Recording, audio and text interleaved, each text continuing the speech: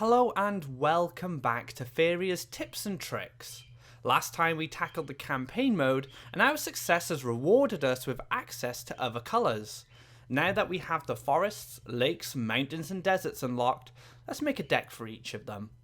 In these videos we'll be looking at deck building strategies for each colour. However, I advise you to experiment with your own ideas because that's part of the fun of deck building. Let's start off with building a green deck. We became more familiar with the colour in the last series of videos. We will be creating a deck called Brutal Green. This is a deck that has a lot of creatures with big stats that dominate the battlefield. Your goal is to overwhelm your opponent with these creatures with heavy stats. This allows your creatures to eliminate multiple enemies before going down.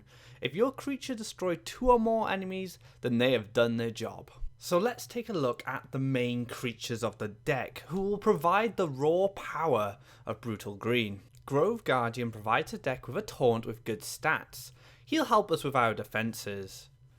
Faeria Golem has an amazing life total of 10. The Golem will be best used when destroying multiple enemies. Verduran Force is one of our biggest creatures with excellent defensive and offensive stats. Oakfather becomes more powerful with the more forests we control, allowing him to be versatile on the offensive and defensive. We're going to need some creatures to support us during the early game. Tiki Caretaker gives us a small creature to gather from the Faeria pools. It also provides another creature with a buff to help us dominate the board. Our creatures can require a lot of forests in play. Wood Elemental will help us fill the land with trees, but also provide some protection with its taunt. Finally, the Ancient Boar becomes a cheap creature with good stats, while we control another creature with 5 life or more. This will help us slow down faster decks. A deck can't rely on creatures alone. We're going to need some event cards, so I've picked the ones that best support our game plan. Elderwood Embrace and Shamanic Dance will give extra power to our creatures. This can be used to help protect our big bodies or make a small creature more threatening. Safeguard will give our creatures protection. The next time they would take damage, it is ignored and they lose the protection buff instead. This will give our creatures an extra dimension of durability since we mainly rely on stats to win us the fight. Now we have our green deck, let's go over our strategy. We want to create as many forests as possible while gathering Faeria. Then we will overwhelm the board with powerful creatures. Let's take the deck online and see how it does. Alright, let's get into a game and see how this deck does online.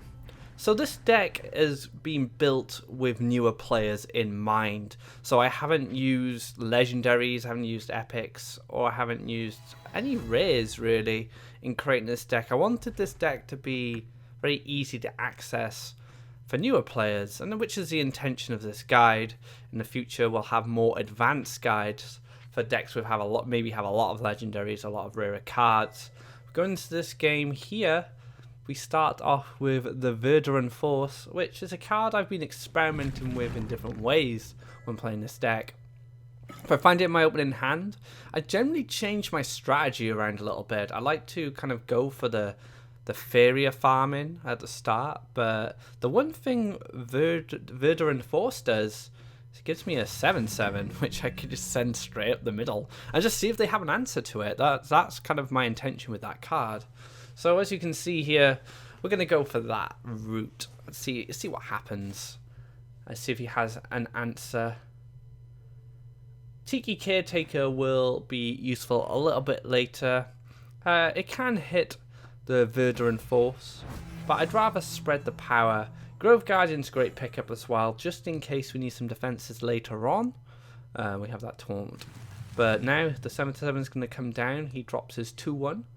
With the protection, so it does have protection, and he's gonna have to deal with this guy. How's he gonna be able to deal with a 7/7? We're about to find out. So we haven't really seen any color from this player yet. We've seen a neutral creature, which is the 2/1 over there. However, he is developing mountains, but we haven't seen anything red. So this may be his first red creature. Bold Bargainer comes down. Not something that can deal with a 7/7, unfortunately for him. Unless he gives it a little bit extra. So if we clear this enemy with our 7/7 and then later on clear something else with considerable stats, I mean, we have 7 attack to work with, I'll feel very good about going a little bit more aggressive in this game. So what do we have available to us now? So I quite like the idea of walling off his land placement by here and then going for that Faeria pool on the right, because he's kind of taken that one on the left. It's going to take 2 hits from one creature, or maybe multiple. So I've got to be a little bit careful on how much I want to invest in getting rid of that. Whereas if I could just go off to the right side, start developing my land tiles around there, I can start raking in the Faeria, potentially with some of my smaller creatures like the Tiki Caretaker or the Wood Elemental. And this looks like a very neutral themed deck already. We have seen some mountains come down, but we've got a lot of neutral creatures. So perhaps it's kind of a neutral mountain hybrid. We'll have to see.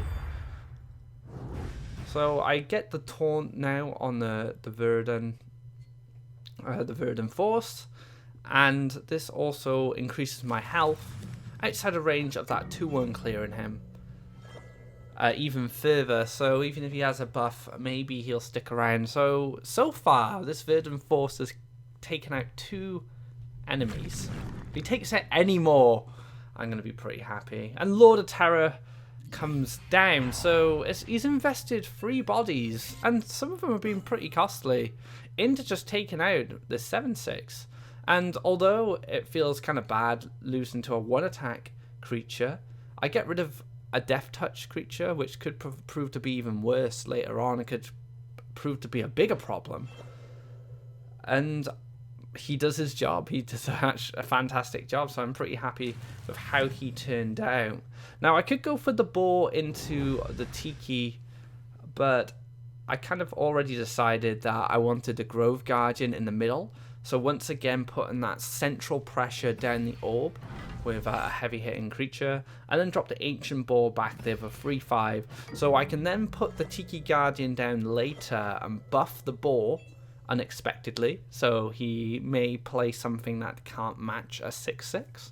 And then the Tiki Guardian is kind of protected to an extent by the boar and what the boar decides to run into. So this is kind of a future investment with this Tiki, and he will be my main Faeria farmer on the right hand side, which is why I've created these 2 land tiles on the far right, and then hopefully my boar gets to do some work.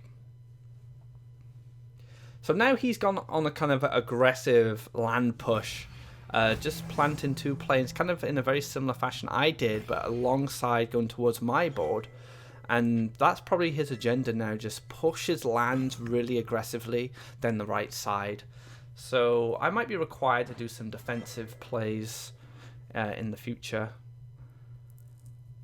So I was going to go straight down the middle, but I figured we could potentially just skim off to the right and start harassing these protection creatures, which could prove to be a little problematic. So the boar is going to knock off one of the shields, and then the Caretaker is going to come down and buff the boar and put him out of range. He's going to need to invest a lot, and it does heal him as well, which is excellent. So I got the hit on the protection, and then I got the heal, and then dropped the taunt creature there to block those 2/1s. Again, another a defensive land placement from me there, just locking in those tiles on the right side of the board. So he has to at least summon something and move it down, or get rid of my taunt and then move stuff down, then build aggressively again on land. So that was a very defensive play from myself. However, I felt it was kind of necessary. I don't want him to have too much space going on down at the bottom. So now he needs to make a decision of where he wants to put his land tiles, and he decided to go for an aggressive push.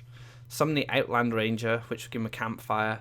This will help him trade into my Grove Guardian a little easier, but he would have done his job. He's kind of stopped the forces over on the right side, slowed them down, made him invest quite a few resources into taking him out, and that's what I kind of want from this deck. I want them to invest a lot of resources to deal with these bulky creatures. So now Wood Elemental will develop the last forest we need for the Faeria Golem.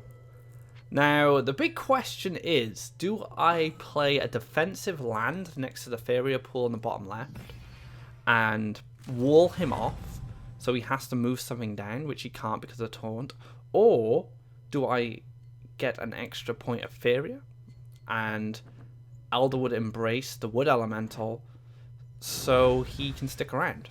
And I decided to go for that because I'm valuing my creatures on board and what they can actually do. And ultimately I felt, even though the land placement was a nice defensive move, I think buffing the Wood Elemental was the overall better one, because you can 2-for-1, and as long as I keep 2-for-1 in all his creatures, I'll eventually just outvalue him with the raw stats of everything I play. So he plays a Wisdom, trying to get some more cards into his hand, find some more answers to what I've got going on the board right now. I could imagine an aggressive land placement, and he does it there. We could have protected against that earlier, but ultimately I think the stats were just better, and keeping the taunt alive for future threats. And, you know, we get to keep an extra body on board, which is always great. And if I can 2-for-1 every time, I probably will take it, unless there's very specific circumstances. So the choice here is Golem, and potentially draw a card, or develop another land tile, or gain a Faeria and drop another 7/7. Take out this guy first. This Wood Elemental's in a great place as well. I go for the defensive land tile there to make sure he can't build right next to my orb. He does have to go through something first. Drop the 5/10 as well. The placement of this Wood Elemental is quite nice, because wherever he summons a creature on the surrounding land tiles, they'll get kind of locked into the taunt for at least potentially a turn. So he's kind of in a good spot right now. The only thing he doesn't protect is the land tile on the right of the Faeria Golem, but he's a 5/10. He should be able to deal with it quite nicely. Kingsguard comes down, sit in front of our boar. Boar's been doing a lot of work, but the boar will one-shot it, and he will 2-for-1. He 2-for-1 on a shield. He hit a protection, he cleared one creature, and now he's going to clear a second creature.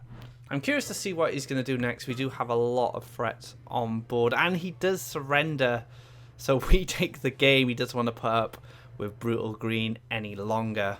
That is it for our first guide, which has given you a basic introduction to Brutal Green.